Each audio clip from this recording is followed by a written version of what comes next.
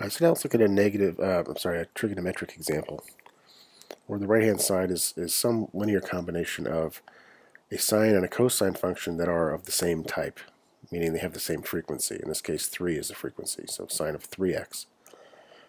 Now there's no cosine of 3x term, but we can always imagine that that's there because it could be plus 0 cosine of 3x. And that's exactly what we do. So phi of x is just a linear combination of sine of 3x and cosine of 3x.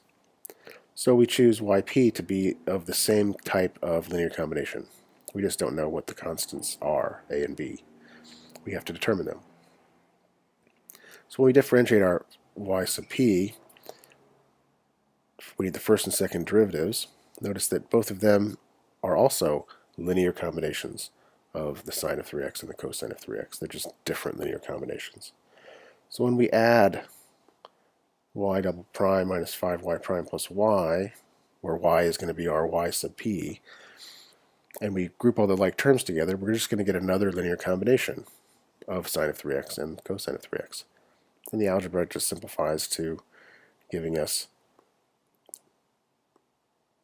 a negative 8a plus 15b times sine of 3x and a negative 8b minus 15a cosine of 3x.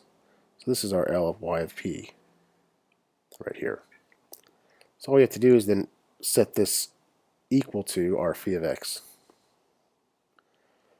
And that's all this line is here, just equating the two, because that's what we want. We want this to y sub p to be a solution of our equation, that L of y of p equals phi of x.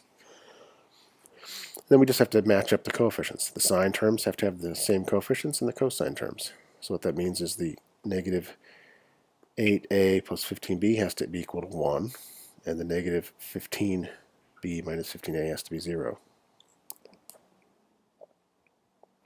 So again, it's just a system of equations which you can just plug into like Wolfram Alpha or a calculator and solve the system of equations. In Wolfram Alpha, this is easy. You just basically type the first equation, just as you see it here, put a comma, and then type the second equation, and then process it and hit enter or click on the equal sign, and it'll give you the solution. In this case, the solution is a is negative 8 over 289 and b is 15 over 289.